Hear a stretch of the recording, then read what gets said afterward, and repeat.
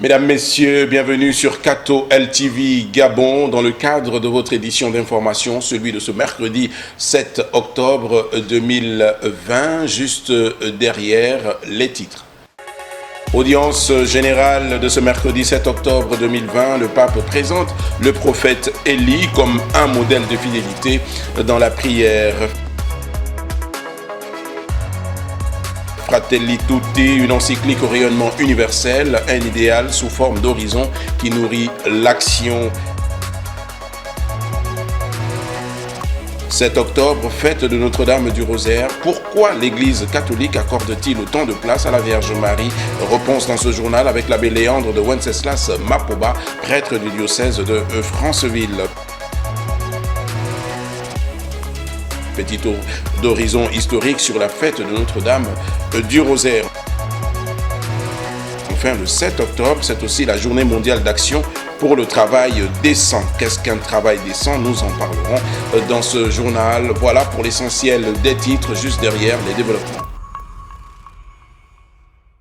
Voilà, mesdames, messieurs, comme annoncé en titre, audience générale de ce mercredi 7 octobre de l'an de grâce 2020. En raison des intempéries sur la ville de Rome, ce mercredi matin, eh bien, l'audience générale s'est tenue en salle Paul VI. Le pape François Ier, après un cycle d'enseignements sur ces deux derniers mois sur le thème « Guérir le monde », a repris ce matin sa série de catéchèses sur la prière. Il est revenu sur la figure du prophète Élie, modèle de fidélité dans la prière et modèle des personnes de foi qui connaissent les tensions et les souffrances, mais qui ne trahissent pas l'idéal pour lesquels elles sont nées. Nous avons le prophète Élie, qui est une figure très présente dans l'Ancien Testament. Nous pouvons voir sa présence aussi dans quelques épisodes de l'Évangile.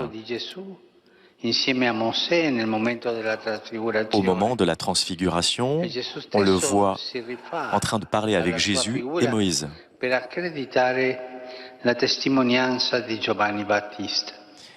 Mais aussi, il est question d'Élie qui authentifie la présence de Saint Jean-Baptiste. Et là, dans le texte que nous avons lu, Élie vient d'un village qui est marginal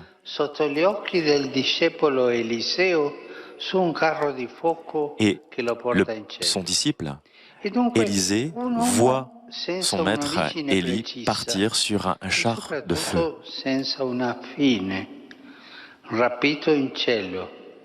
Élie a été pris au ciel. Et donc, son retour était déjà annoncé avant le retour du Messie. Ainsi est le retour d'Élie.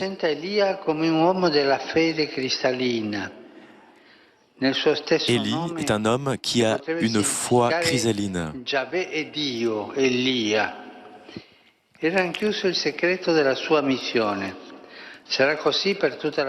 Élie veut dire le Seigneur est Dieu.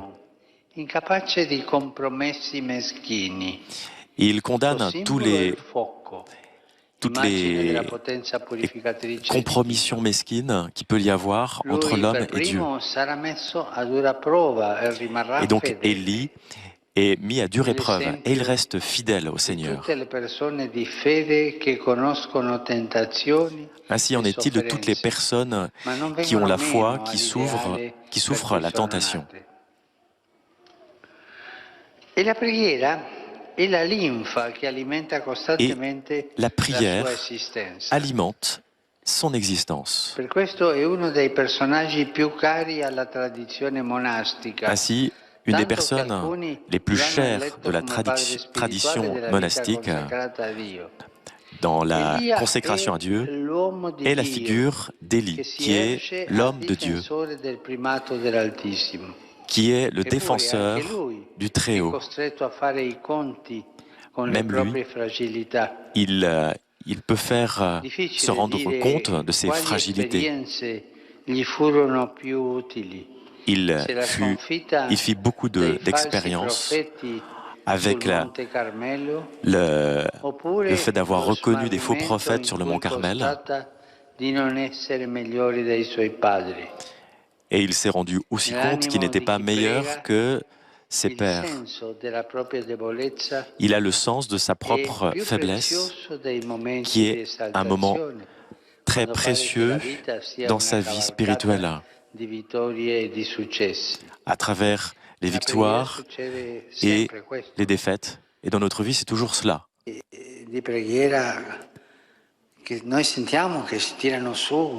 La prière nous élève à certains moments, alors que d'autres moments, il y a de l'aridité. Élie est la figure de l'homme contemplatif.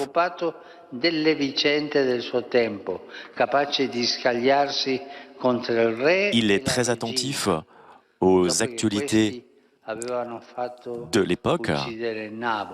Le roi avait tué Naboth pour récupérer sa vigne, et Élie est intervenu pour condamner ce geste du souverain.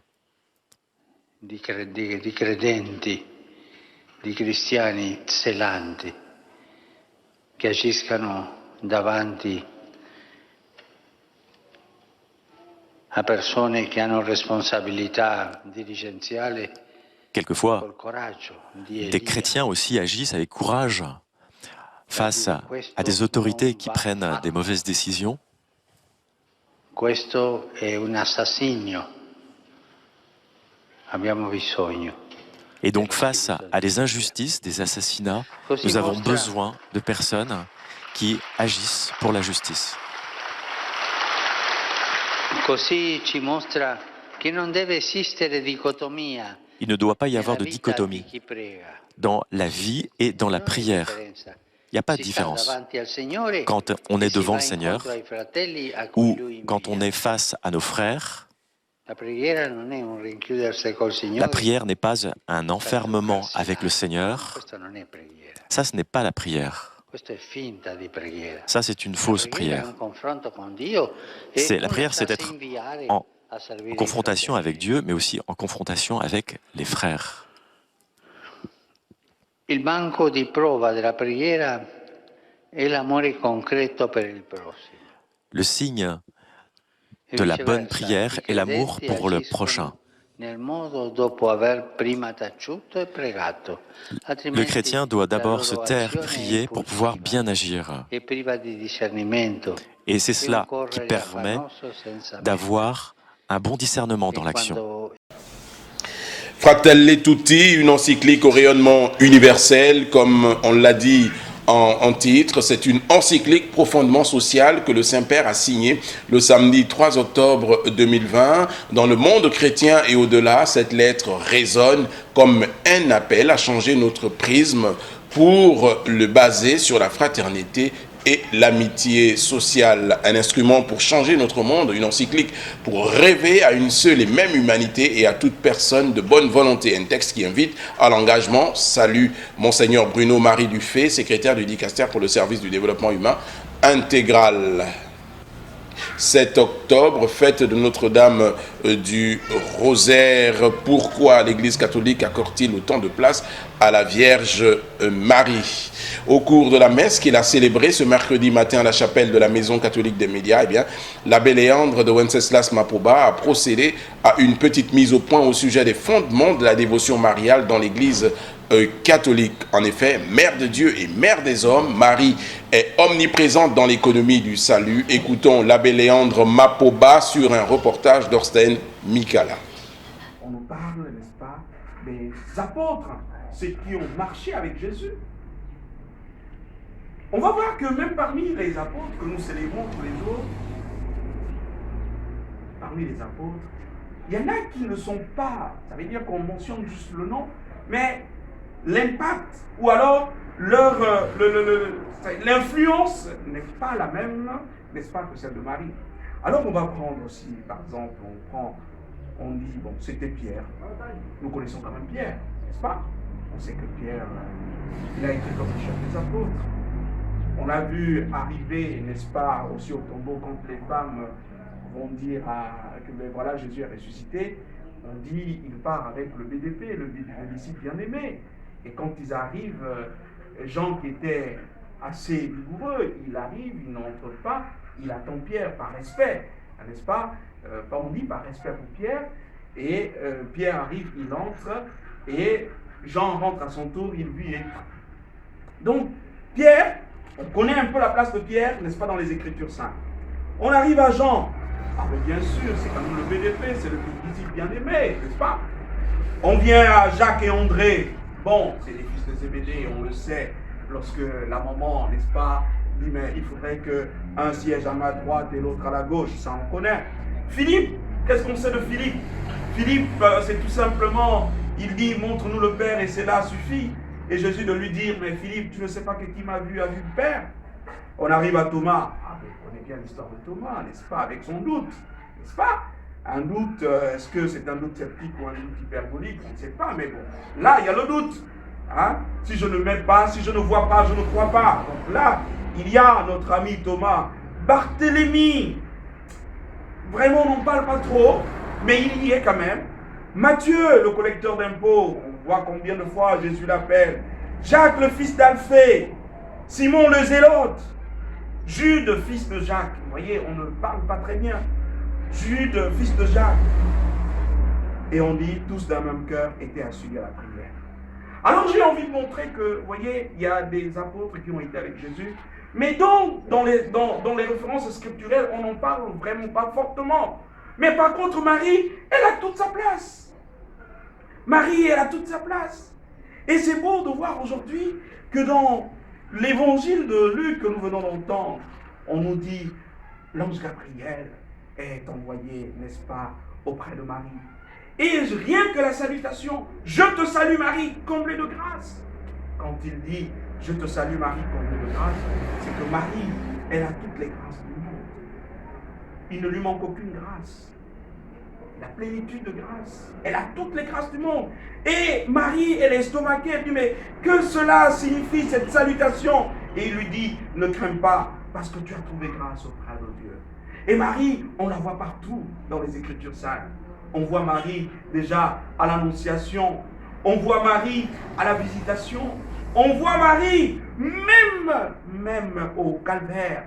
On voit Marie au Cénacle. On voit Marie au premier miracle de Jésus. Donc elle est partout dans la Bible. Elle est présente dans l'économie du salut. Comment ne pas accorder une place de choix à une telle personne? J'ai eu un débat un jour avec un frère protestant. Il me dit, mais mon père, c'est quand même beau. Vous voyez, lorsque Jésus se perd au temple. Alors, on dit à Jésus, ta mère et tes frères te cherchent. Et la réponse de Jésus est, qui est ma mère et qui sont mes frères? Ma mère et mes frères, ce sont ceux-là qui écoutent la parole de Dieu et qui mettent cette parole en pratique. Dis à mon père, vous avez entendu? Et je lui ai dit, oui, j'ai bien entendu. Alors faisons une exégèse de ces propos. Faisons une exégèse pointillée de ces propos.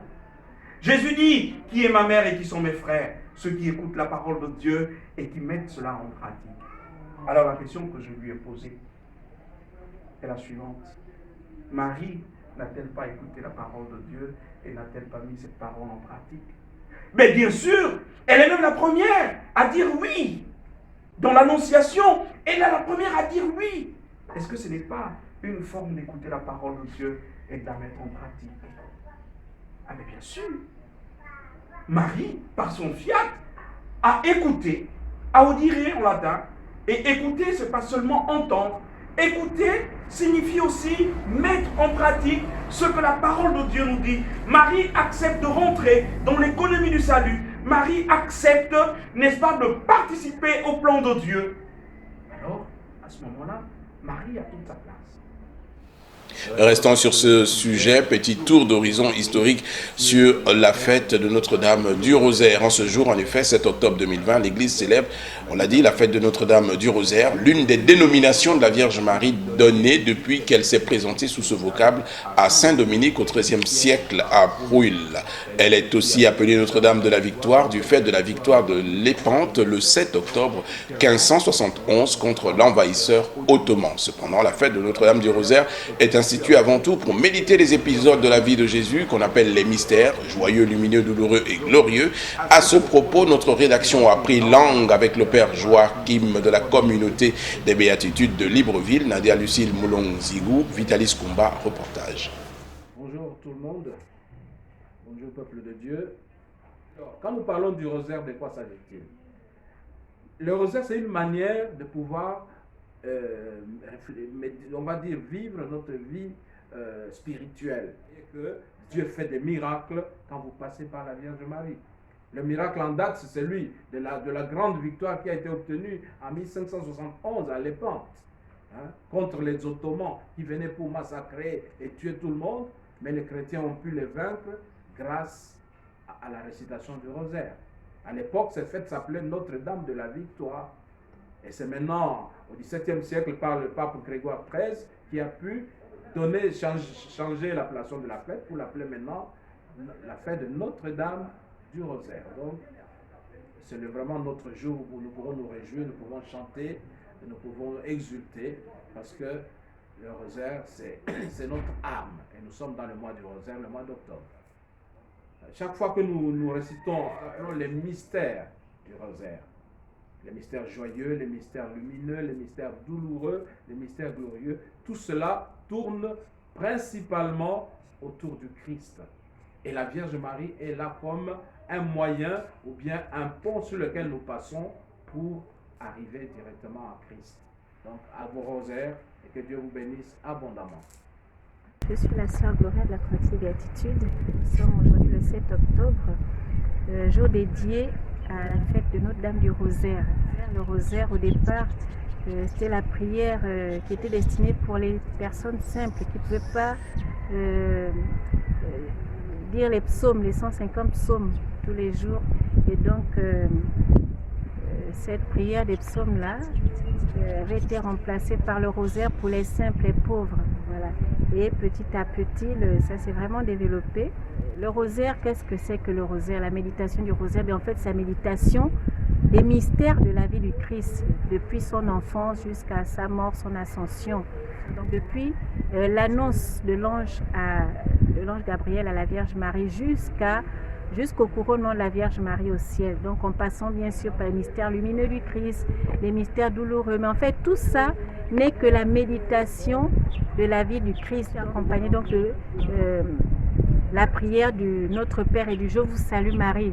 Le Je vous salue Marie, vous savez, est composé de deux parties, donc la salutation de l'ange et ensuite une invocation à la Vierge Marie. On demande à la Vierge Marie de prier pour nous. Cette fête doit vraiment nous interpeller pour nous tous chrétiens catholiques, c'est-à-dire que le rosaire pour le chrétien catholique, c'est une grande arme contre tous les assauts du diable, de l'ennemi. Voilà, la Vierge Marie, dans l'une des apparitions à Notre-Dame à Fatima, recommande de prier fortement le rosaire. Elle dit que les guerres peuvent s'éteindre grâce au rosaire et au jeûne. Donc par le rosaire et le jeûne, nous pouvons même éteindre des guerres. Et donc c'est vraiment une interpellation pour nous chrétiens catholiques face à toutes les difficultés que nous pouvons rencontrer. Ne pas hésiter de dire notre rosaire quotidiennement. La paix du Christ. Voilà, le 7 octobre, c'est aussi la journée mondiale d'action pour le travail décent. À l'initiative du mouvement syndical, la journée du 7 octobre est devenue depuis 2008 la journée mondiale d'action pour le travail décent. Les syndicats et toutes les organisations œuvrant pour le travail décent y voient une occasion sans précédent de se rallier à une large mobilisation mondiale plaçant l'homme au centre de la réflexion sur le travail. Une nouvelle mondialisation à inventer qui prônerait d'abord le respect de la dignité humaine, à commencer par le droit de chacun d'accéder à un travail décent. En effet, tout individu partout dans le monde devrait pouvoir exercer un métier qui lui permettrait de mener une vie digne et répondant à ses besoins essentiels ainsi qu'à ceux de sa famille. Pourtant, dans de nombreuses régions du monde, on constate qu'il n'y a ni salaire équitable, ni conditions de travail dignes. Tout cela au profit d'une vision économique basée sur les profits. Il faut signaler que le combat pour un travail décent reste la meilleure manière de lutter contre la pauvreté mondiale, et le but de cette journée mondiale d'action pour le travail décent est de favoriser les actions qui permettent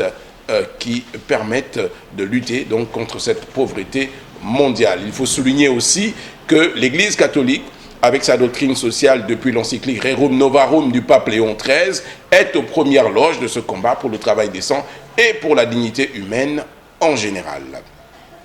C'est ainsi que s'achève cette édition d'information. La Sainte Église fait mémoire de Notre-Dame du Rosaire.